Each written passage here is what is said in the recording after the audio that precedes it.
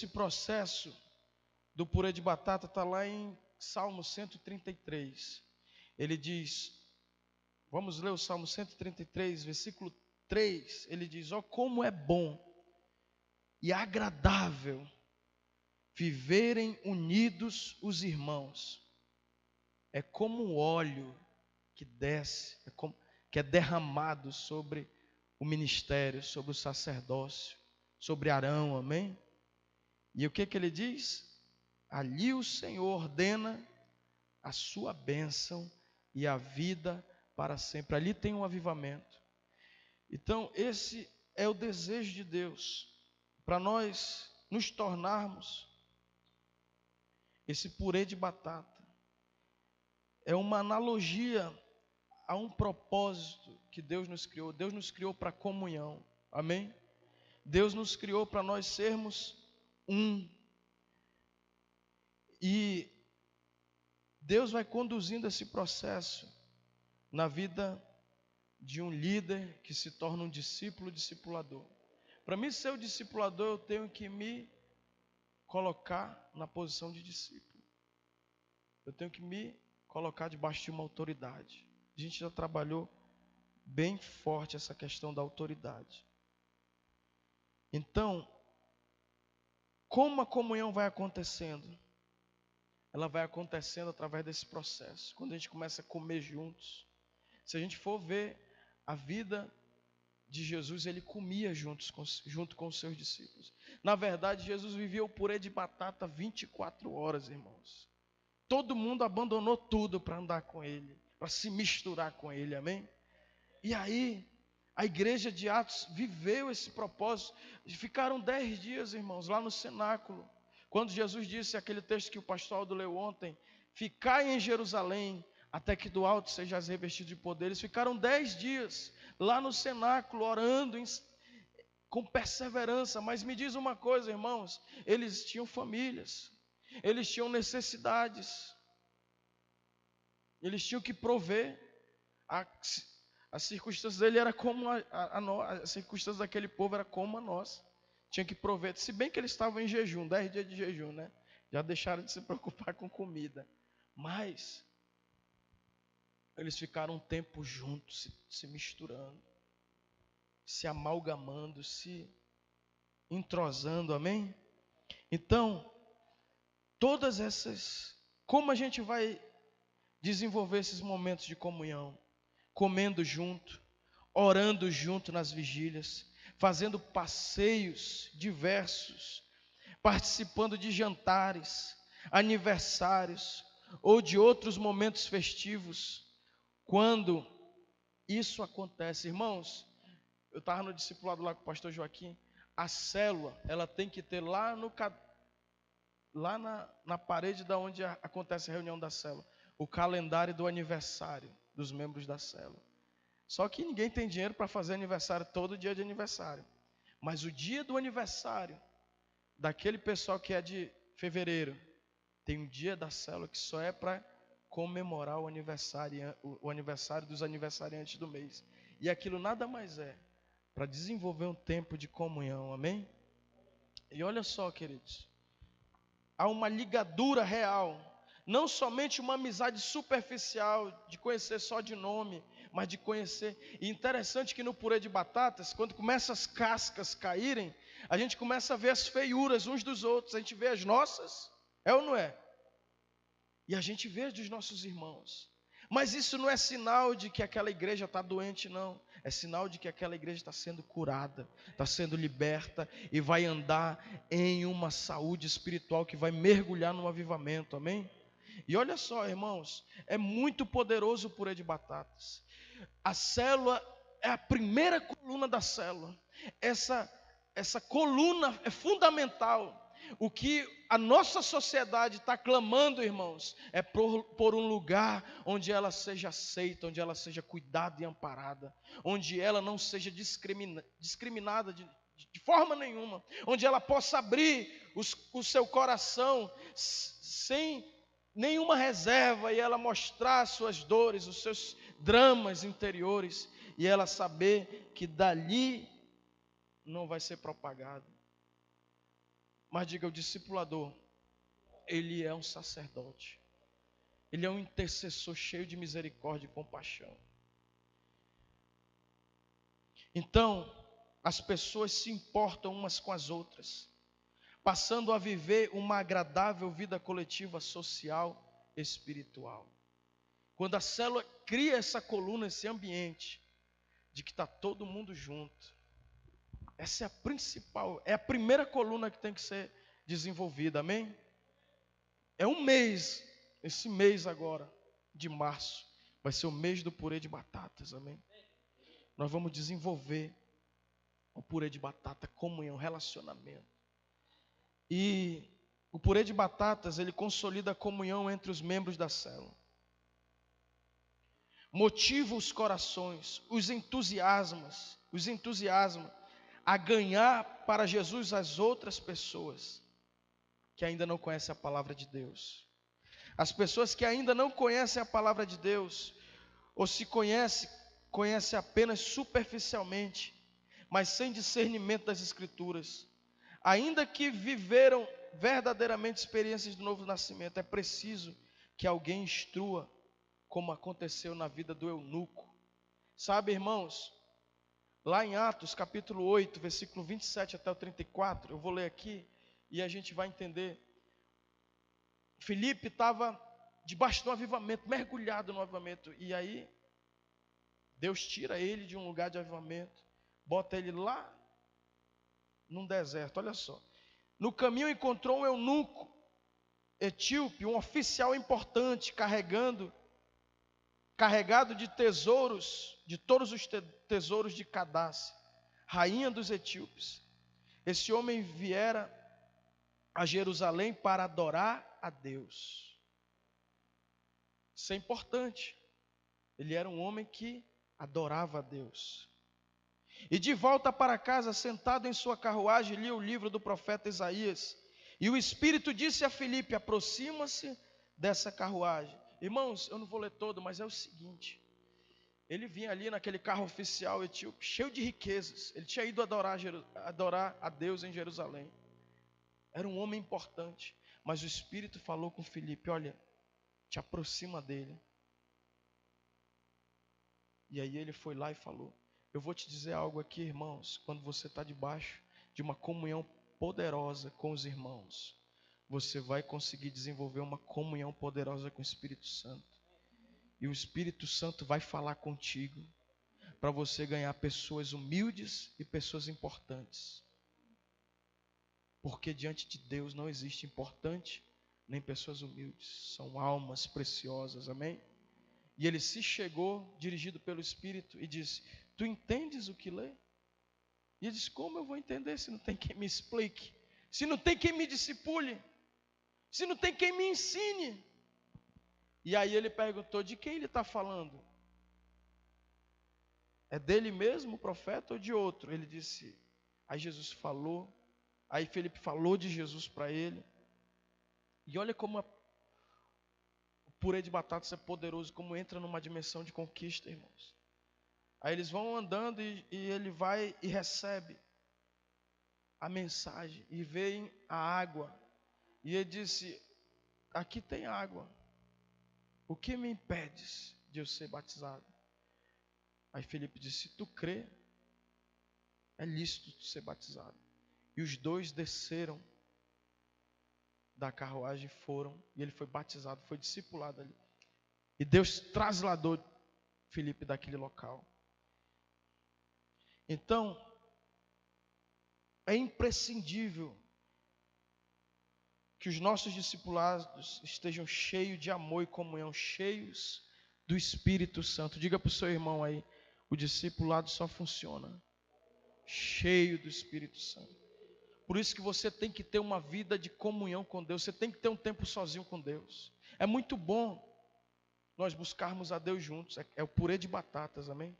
Mas você vai ter prazer em estar na igreja quando você tiver teu tempo sozinho com Deus, lá na tua casa. Amém? Então, é possível saber que realmente existe esse ambiente quando os membros daquela célula compartilham entre si o que tem de bom, falam abertamente das suas convicções sem medo de serem rejeitados. Atos capítulo 2, versículo 43 e 44. Em cada alma havia temor, e muitos prodígios e sinais eram feitos por intermédio dos apóstolos. Todos os que creram estavam juntos.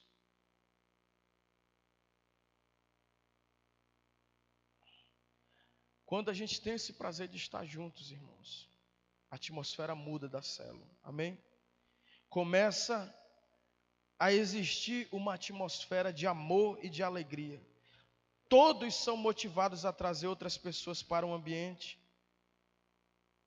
que o poder de Deus é grandioso.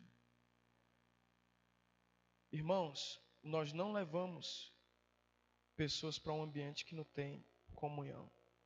E nós precisamos construir esse ambiente de amor, amém? De aceitação, de alegria. E o foco do purê de batatas é trabalharmos essa unidade de propósito. Todos nós estamos juntos ali para agradar Jesus, amém? Para fazer Jesus feliz, para alegrar o coração de Jesus. E quando nós precisamos manifestar, nós precisamos acolher bem cada pessoa que vai à célula.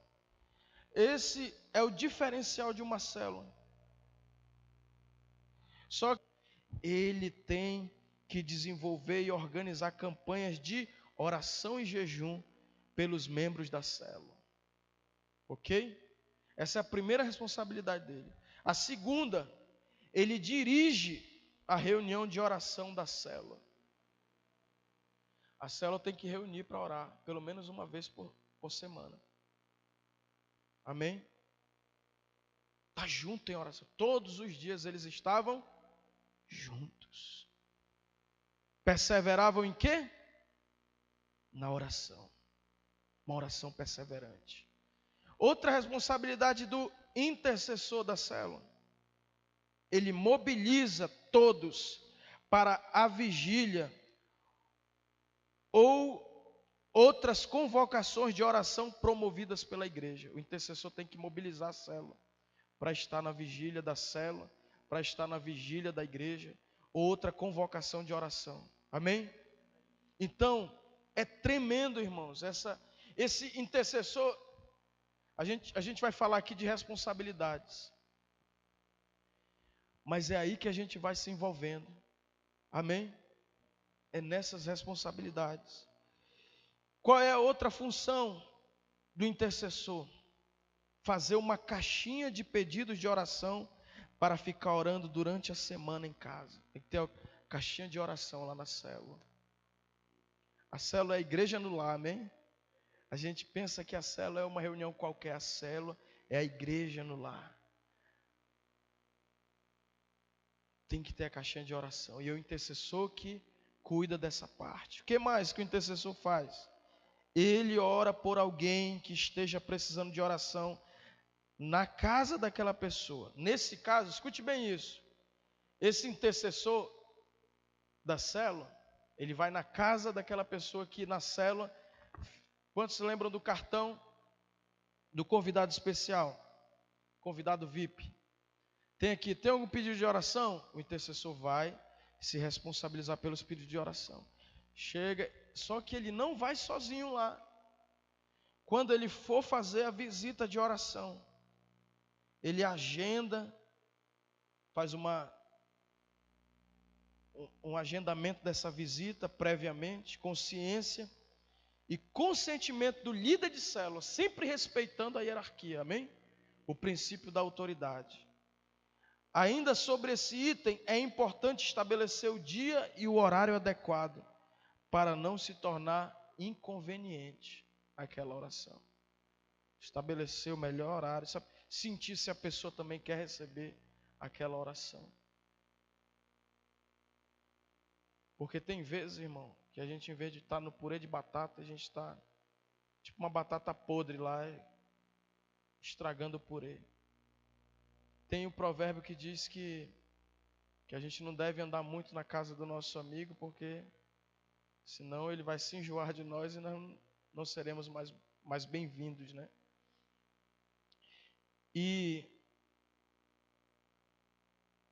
o intercessor é fundamental na célula. Diga para o seu irmão aí, o intercessor. Vocês viram o purê de batata? A gente vai trabalhar intercessão na célula. E aí, o intercessor vai chegar com Mateus, está orando pelos teus Natanaéis. Ele é o homem que levanta o altar da oração dentro da célula. Você não vai ser inconveniente, amém? Você vai entender quando você vai lá na casa daquele irmão, orar por ele. Mas diga para o seu irmão, o intercessor é fundamental na célula. Então vamos para a responsabilidade do ministro de louvor agora. Célula, irmãos. Célula é a igreja no lar. Não é uma reunião qualquer. Nós precisamos organizar as nossas células. Se não são células, nós vamos tratar ela no outro formato que existe aqui, amém? Então a responsabilidade do ministro de louvor, selecionar 2 cânticos de louvor e adoração, de preferência conhecidos, como aqueles cantados no culto de domingo. Providenciar um sistema de som, ou DVD ou CD, com os cânticos, e ele mesmo manuseia o aparelho. Se for necessário, providenciar a letra dos cânticos e distribuir para os participantes da célula. Quando necessário, gravar um CD com os cânticos que serão usados durante o mês, ou baixar os cânticos para execução, de preferência com legendas, se a célula usar vídeo, né? Que às vezes o camarada usa o DVD e passa lá na tela. Então, irmãos, se não tem um louvor organizado na célula, o cara fica que nem um peixe fora d'água. E pastor, essa música é muito manjada. Se for para cantar na célula, é a música manjada que todo mundo saiba. Para ser um purê de batata na hora do louvor. Amém? Aí chegar lá, peraí. Aí não, vamos nosso momento de louvor. Aí o cara chega lá, não tem o louvor. Ele ainda vai atrás do CD. Aí pega lá o CD lá, mano, que tá lá no quarto ainda. Não, puxa, esqueci. O irmão atribulou tudo. Estragou o purê de batata. Tem que ter um líder de louvor responsável, amém? Que ele vai orar em cima, Senhor, qual é o louvor que o Senhor quer receber? Qual é a adoração que o Senhor quer receber? E a nossa célula vai crescer em unção, amém, em poder. A responsabilidade do secretário.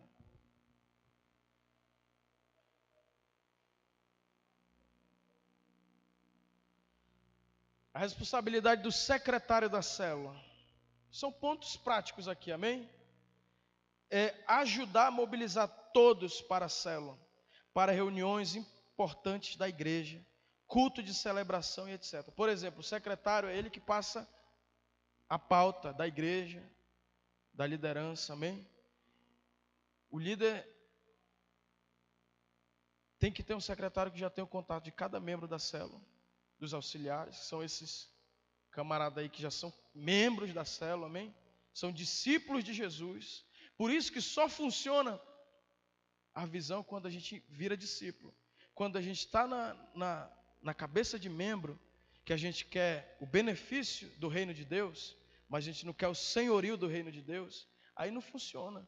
Mas isso aqui eu estou falando de pessoas que se tornaram discípulos de Jesus, que, como a gente viu no início, que estão comprometidos com a grande comissão, amém? Então olha lá a responsabilidade desse secretário, mobilizar, ligar, mandar o WhatsApp, criar o grupo de WhatsApp da célula, facilita muito as informações, é ou não é? Está sempre passando torpedo de mensagem, ainda está no tempo do torpedo aqui. Mensagem de telefonema expressando cuidado e encorajamento. Não tem o fono visita? Vem o visitante, deu o telefone, meu irmão, estou te ligando para te parabenizar pela tua presença aqui na célula, o Senhor está contigo.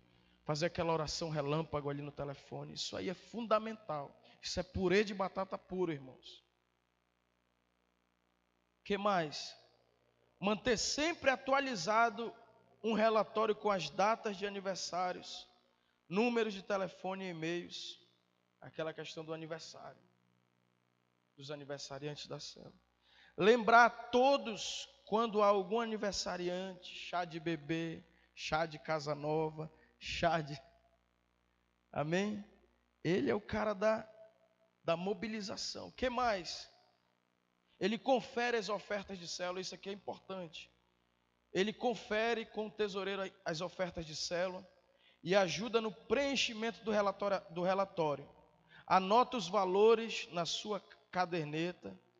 Ao contar a oferta, o secretário convida à parte 2 ou 3 irmãos.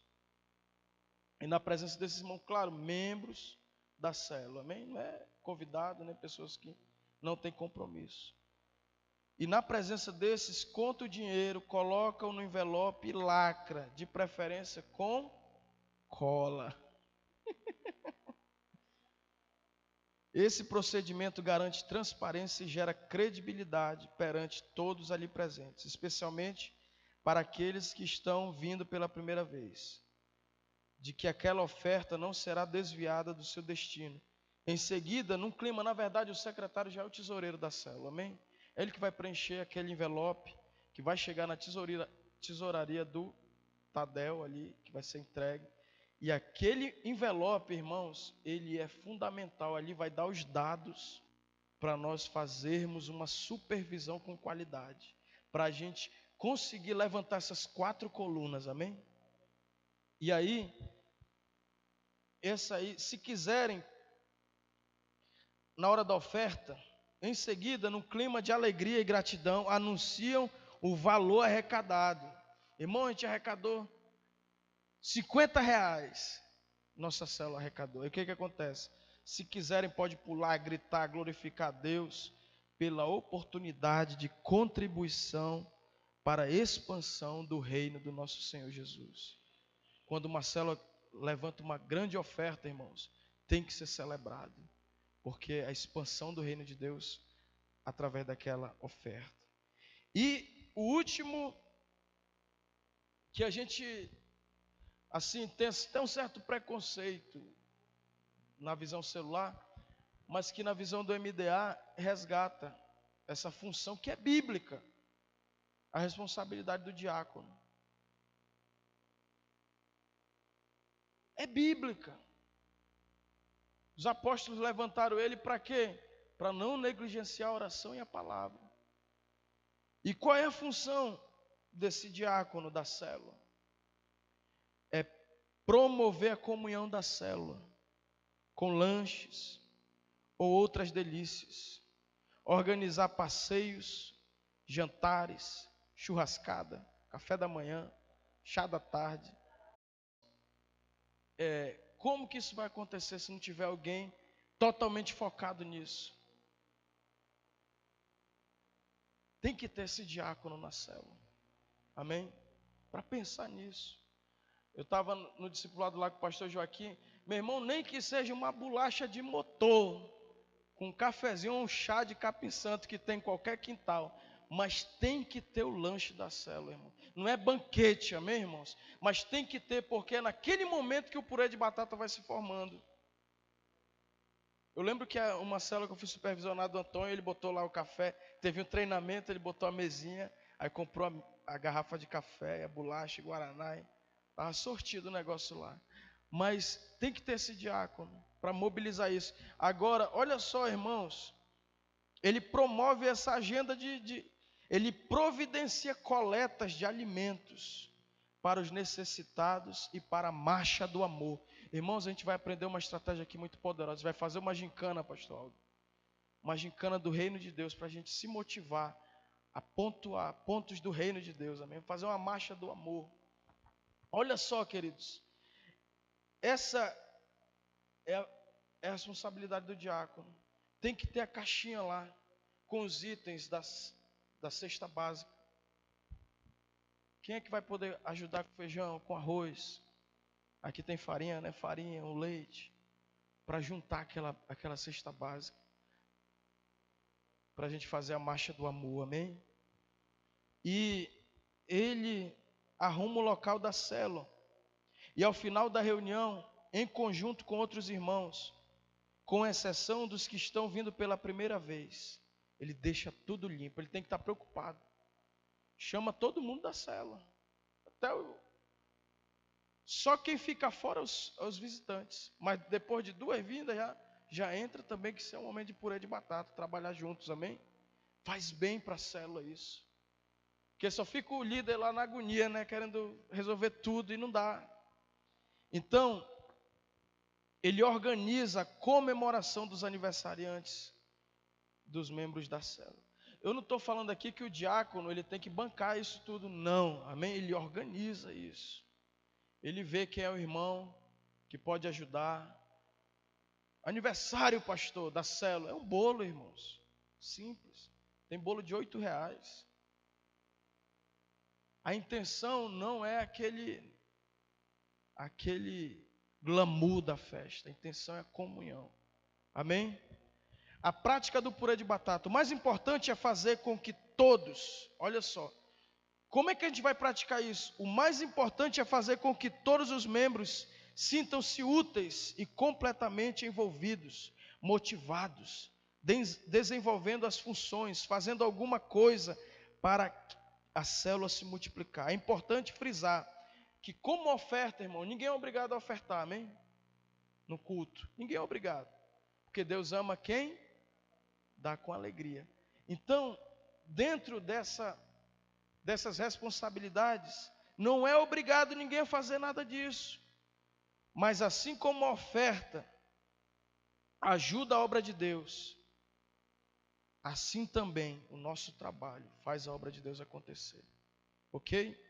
E um cara aqui que nem é crente, William Shakespeare, disse algo que é muito, muito tremendo. Essa frase, ele diz: quem ama o que faz, não trabalha, desfruta do prazer daquela atividade. Quem ama o que faz, não trabalha, desfruta do prazer daquela sua atividade. Amém? Então, na célula ou na sua vida, lembre-se dessa máxima: nada forçado dá certo. Ninguém vai forçar ninguém a ser diácono, ninguém vai forçar ninguém a ser intercessor, ninguém vai forçar ninguém a nenhuma função dessa. Mas a gente vai envolvê-los com muito amor e motivá-los, porque todo mundo quer se sentir útil, irmãos. É ou não é? E quando a igreja está no processo de transição, o que acontece? A gente vai aplicar isso conforme a nossa realidade, amém? Eu queria que vocês colocassem de pé. A gente está numa transição, irmãos. Quantos aprenderam aqui como fazer o purê de batata na prática? É envolver cada pessoa, amém? Olha só, queridos, eu queria orar e